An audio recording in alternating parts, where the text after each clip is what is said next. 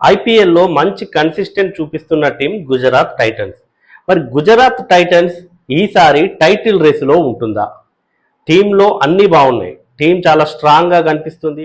Super స్టార్లకి కుదవలేదు, match విన్నర్లకి కుదవలేదు, title ఫేవరెట్గా బరిలోకి దిగుతోంది. సరే, మరి ఆ టీంని వేధిస్తున్నటువంటి ఒకే ఒక్క వీక్ పాయింట్ ఏంటి? మరి అసలు గుజరాత్ టైటన్స్ స్క్వాడ్ ఎలా ఉంది, ప్లేయింగ్ 11 ఎలా ఉండబోతోంది, వాళ్ళ స్ట్రెంగ్త్ ఏంటి, వాళ్ళ వీక్నెస్ ఏంటి, డీటెయిల్గా చూద్దాం. గుజరాత్ టైటన్స్ 2022లో గుజరాత్ టైటన్స్ ప్రస్థానం మొదలైంది. అప్పుడు కెప్టెన్ గా హార్దిక్ పాండ్యా ఉన్నాడు. ఇనాగరల్ సీజన్ లోనే వాళ్ళు ఛాంపియన్ గా నిలిచారు, అందరినీ షాక్ కి గురి చేశారు. ఆ టీం కూడా పెద్దగా సూపర్ స్టార్లతో ఏమీ లేదు, అయినా కూడా ఆ టీం ఛాంపియన్ గా నిలబడింది. కన్సిస్టెంట్ గా ఆడటమే వాళ్ళ యొక్క విన్నింగ్ సీక్రెట్. ఇక రెండో సీజన్ లో 2023లో కూడా మళ్ళీ ఫైనల్ కి చేరింది. అయితే ఈసారి రన్నర్ అప్ గా నిలిచింది. మనందరికీ గుర్తుండే ఉంటుంది, రవీంద్ర జడేజా లాస్ట్ ఓవర్లో చేసిన విధ్వంసం, అప్పుడు బాదిన ఆ సిక్సర్ల వల్లనే గుజరాత్ కి టైటిల్ దూరమైంది. లేదంటే రెండో టైటిల్ కూడా గుజరాత్ బ్యాక్ టు బ్యాక్ గెలిచేది. ఇక 2024లో ఆ టీము 8వ స్థానానికి పరిమితమైంది. గ్రూప్ స్టేజ్ లోనే నిష్క్రమించింది. టీంకి ఏది పెద్దగా కలిసి రాలేదు, ఎవరు ఫామ్ లో కూడా ఎక్కువగా లేరు. సో ఆ సీజన్ అయితే వాళ్ళు మర్చిపోవాల్సిన సీజన్ 2024. ఇక 2025 సీజన్ లో కూడా వాళ్ళు అద్భుతంగా ఆడింది టీం మొత్తం కూడా. 3వ స్థానంలో నిలిచారు, ప్లే ఆఫ్స్ కి వెళ్ళింది. మళ్ళీ ఓన్లీ ఒక్కసారి ప్లే ఆఫ్ మిస్ అయింది, అది 2024లోనే. ఇక 2025లో కూడా ఆ టీం అయితే ప్లే ఆఫ్ కి వెళ్ళింది. ప్లే ఆఫ్ లో ముంబై చేతిలో ఓడిపోయింది. మరి ఈసారి కూడా టైటిల్ గెలిచేందుకు వన్ ఆఫ్ ది ఫేవరెట్స్ ఎవరు అంటే గుజరాత్ టైటన్స్ పేరు చెప్పొచ్చు. ఐపీఎల్ రిలీజ్ చేసినటువంటి తొలి దశలో 4 మ్యాచ్లు ఆడబోతోంది గుజరాత్ టైటన్స్. ఆ 4గింటిలో 3 అవే మ్యాచ్లు, ఒకటే ఒక హోమ్ మ్యాచ్ ఉంది. పంజాబ్, రాజస్థాన్, ఢిల్లీ, లక్నో, ఈ 4 టీమ్స్ తో అయితే ఫస్ట్ ఫేజ్ లో మ్యాచెస్ ఆడుతుంది. మరి పంజాబ్ తో అవే మ్యాచ్, అంటే పంజాబ్ హోమ్ గ్రౌండ్ లో ఆడుతుంది.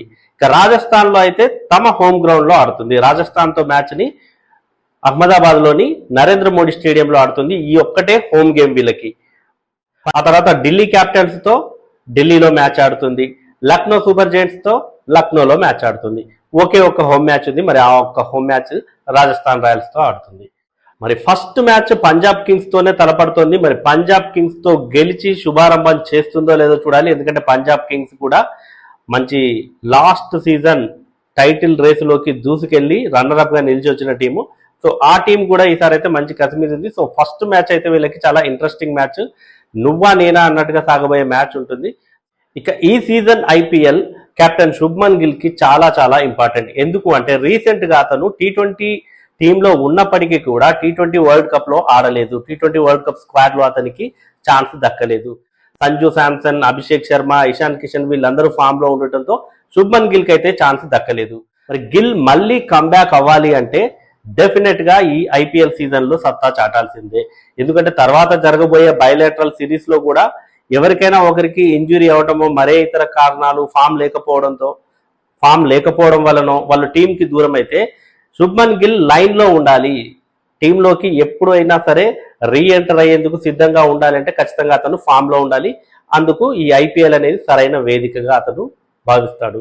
మరి గుజరాత్ టైటన్స్ ఈసారి ఆక్షన్ లో పెద్దగా ఎక్కువ వాళ్ళు తీసుకోవాల్సిన ప్లేయర్స్ ఏమీ లేరు కాబట్టి వాళ్ళు ఏదో నార్మల్ గా తీసుకున్నారు. Jason Holder and Luke Wood, ఇద్దరు ఫారినర్స్ తీసుకున్నారు. So England player Tom Banton కూడా తీసుకుంది. ఆ తర్వాత అశోక్ శర్మ, యంగ్స్టర్, ఒక పేస్ బౌలర్ అశోక్ శర్మను మాత్రం తీసుకున్నారు. ఎర్ర పృథ్వీరాజ్ ఏపీకి ఆడతాడు, సో తనని తీసుకున్నారు. సో ఆక్షన్ ముగిసిన తర్వాత మరి వీళ్ళ స్క్వాడ్ ఎట్లా ఉందో ఒకసారి చూస్తే, Shubman Gill, Sai Sudharsan, Shahrukh Khan, Jos Buttler, Rashid Khan, Washington Sundar, Anuj Rawat, Gurnoor Brar, Rahul Tewatia, Glenn Phillips, Jayant Yadav, Manav Suthar, Kumar Kushagra, Nishant Sindhu, Mohammed Siraj, Kagiso Rabada, Sai Kishore, Prasidh Krishna, Arshad Khan, Ishant Sharma, Ashok Sharma, Jason Holder, Tom Banton, Prithviraj, Luke Wood. So ఈ స్క్వాడ్ లో కనుక చూస్తే కీ ప్లేయర్స్ ఎవరు? మరి కీ ప్లేయర్స్ అంటే Jos Buttler, Shubman Gill, Sai Sudarshan, Glenn Phillips కూడా వీళ్ళకి కీ ప్లేయర్ గా మారే ఛాన్స్ ఉంది. అతనికి కనుక ఛాన్సెస్ ఇస్తే Rashid Khan, Kagiso Rabada. So మరి ఈ టీం స్ట్రెంగ్త్ ఏంటి? వీళ్ళ టాప్ ఆర్డరే వీళ్ళకి బలం. బ్యాటింగ్ లో టాప్ ఆర్డరే వీళ్ళకి బలం. టాప్ ఆర్డర్ లో ఎవరున్నారు? Shubman Gill, Jos Buttler, Sai Sudharsan. So middle order లో చూస్తే షారుఖ్ ఖాన్, మరి ఈసారి గ్లెన్ ఫిలిప్స్ కి వీళ్ళు అవకాశం ఇవ్వాలి. జేసన్ హోల్డర్ ను తీసుకున్నారు. వాషింగ్టన్ సుందర్ ఉన్నాడు. వాషింగ్టన్ సుందర్ నెంబర్ 4 లో ఆడుతున్నాడు, నెంబర్ 4 నెంబర్ 3 లో ఆడుతున్నాడు. సో తనకి అదే ప్లేస్ ని కూడా వాళ్ళు ఫిక్స్ చేసే అవకాశం ఉంది. ఇక బౌలింగ్ లో చూస్తే రషీద్ ఖాన్, కగిసో రబాడా, ప్రసిద్ధ్ కృష్ణ, ఇది వీళ్ళ స్ట్రెంగ్త్. ఒక బ్యాటింగ్ లో చూస్తే Sai Sudarshan last season orange cap holder, 759 runs ఏమో చేశాడు అతను.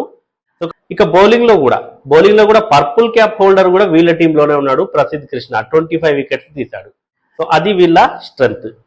మరి వీళ్ళ వీక్నెస్ ఏంటి? బలమే వీళ్ళకి బలహీనత. టాప్ ఆర్డర్ క్లిక్ అయితేనేమో మంచి స్కోర్లు వస్తాయి. ఒకవేళ టాప్ ఆర్డర్ కనుక ఫెయిల్ అయితే మిగతా బ్యాటర్లందరూ కూడా కుప్పగొలుతారు. అంటే మిడిల్ ఆర్డర్ లో ఒక నమ్మదగినటువంటి బ్యాటర్ లేడు, నమ్మదగిన ఆల్రౌండర్ లేడు, నమ్మదగిన 6 హిట్టింగ్ బ్యాటర్ లేడు. ఇప్పుడు మనం రాహుల్ తెవాటియా అని చూసాము, కానీ రాహుల్ తెవాటియా గాలివాటం, అతను ఎప్పుడు ఆడో తెలియదు. కాబట్టి అంత నమ్మదగినటువంటి ఆల్రౌండరు, నమ్మదగినటువంటి బిగ్ హిట్టర్ అయితే కాదు. వాషింగ్టన్ సుందర్ టాప్ ఆర్డర్ లో ఆడుతున్నప్పటికీ కూడా తన విషయంలోనూ అంతే. Jason holder T20 world cup లో మంచి ఫామ్ లో ఉన్నాడు, కానీ మరి తన మీద అంత ఎక్స్పెక్టేషన్స్ పెట్టుకుంటుందా అంటే డౌటే. ఇది వీళ్ళ వీక్నెస్. ఇక బౌలింగ్ లో కూడా ఇదే వీక్నెస్. కగిసో రబాడా ఫామ్ లో లేడు, రషీద్ ఖాన్ ఫామ్ లో లేడు. సో మరి వీళ్ళిద్దరూ కూడా ఫామ్ లోకి వస్తేనే టీం అనేది చాలా స్ట్రాంగ్ గా కనిపిస్తుంది, చాలా స్ట్రాంగ్ గా తయారవుతుంది. సో ఎందుకు వీళ్ళ వీక్నెస్ టాప్ ఆర్డర్ విఫలమైతే అనుకున్నామంటే, లాస్ట్ సీజన్ లో చూసాం మనము, ప్లే ఆఫ్స్కి వెళ్ళింది. ప్లే ఆఫ్స్ లో ముంబై ఇండియన్స్ తో మ్యాచ్ ఆడింది. ముంబై ఇండియన్స్ 228 రన్స్ ఏమో చేసింది. ఆ టార్గెట్ ని చేజ్ చేస్తున్నప్పుడు సాయి సుదర్శన్ అద్భుతంగా ఆడాడు, 80 రన్స్ స్కోర్ చేశాడు. కానీ సాయి సుదర్శన్ కి సపోర్ట్ ఇచ్చే బ్యాటరే కరువయ్యాడు. టాప్ ఆర్డర్ మొత్తం విఫలమైంది. వాషింగ్టన్ సుందర్ 40+ రన్స్ ఏమో చేశాడు అనుకుంటా, కానీ ఆ తర్వాత ఎవరు కూడా సాయి సుదర్శన్ కి సపోర్టివ్ గా ఇన్నింగ్స్ ఆడలేకపోయారు. దాంతో వాళ్ళు మ్యాచ్ ఓడిపోవాల్సి వచ్చింది. 208 రన్స్ ఏమో చేశారు, 20 రన్స్ తేడాతో ఓడిపోయింది. లేదంటే వాళ్ళు కూడా ప్లే ఆఫ్ నుంచి కొంచెం మరో మెట్టు ఎక్కి ఫైనల్ దిశగా కూడా దూసుకెళ్లే అవకాశం ఉండేది గుజరాత్ టైటన్స్ కి. సో మరి ఈసారి వీళ్ళ ప్లేయింగ్ 11 ఎలా ఉండబోతోంది? Playing 12 in fact. Shubman Gill, Sai Sudarshan left and right opening combination అట్లాగే ఉంటుంది. నంబర్ 3లో జాస్ బట్లర్ వస్తాడు. వాషింగ్టన్ సుందర్ని నంబర్ 4, గ్లెన్ ఫిలిప్స్ ని నెంబర్ 5 లో ఆడిస్తే బెటర్ అని అయితే నాకు అనిపిస్తుంది. గ్లెన్ ఫిలిప్స్ నెంబర్ 5 లో ఉండాలి, షారుఖ్ ఖాన్ నెంబర్ 6 లో, జేసన్ హోల్డర్ నెంబర్ 7 లో, నెంబర్ 8 లో రషీద్ ఖాన్. నెంబర్ 8 వరకు వీళ్ళకి బ్యాటింగ్ ఉంటుంది. ఇట్లా రషీద్ ఖాన్ నుంచి కూడా కొన్ని మనం మంచి బిగ్ హిట్స్ చూస్తాము. సో ఆ తర్వాత స్పిన్ బౌలర్ సాయి కిషోర్ ఉంటాడు. రషీద్ ఖాన్ కి తోడుగా తను కూడా స్పిన్ వేస్తాడు సాయి కిషోర్. తర్వాత మహమ్మద్ సిరాజ్, ఆ తర్వాత ప్రసిద్ధ్ కృష్ణ, ఇక అశోక్ శర్మ ఆర్ గుర్నూర్ బ్రార్. ఈ ఇద్దరిలో ఎవరినైనా ఒకరిని ఆడించాల్సి వస్తుంది. అశోక్ శర్మని తీసుకున్నారు కాబట్టి, అశోక్ శర్మ డొమెస్టిక్ లో మంచి ఇంపాక్ట్ చూపించాడు కాబట్టి ఖచ్చితంగా అశోక్ శర్మని అయితే ఇంపాక్ట్ ప్లేయర్ గా తీసుకునే అవకాశం ఉంది. సో ఇది ప్లేయింగ్ 12. మరి ఈ ప్లేయింగ్ 12 లో ఏదైనా చేంజెస్ ఉంటాయా? ఉంటే మీరు ఏ ప్లేయింగ్ 12 ని పిక్ చేస్తారో కమెంట్ చేయండి. మరి ఈసారి గుజరాత్ టైటన్స్ టైటిల్ రేసులో దూసుకుపోతుందా? వన్ ఆఫ్ ది ఫేవరెట్ గా అనుకోవచ్చా గుజరాత్ టైటన్స్ ని? మీరేమనుకుంటున్నారో కమెంట్ చేయండి.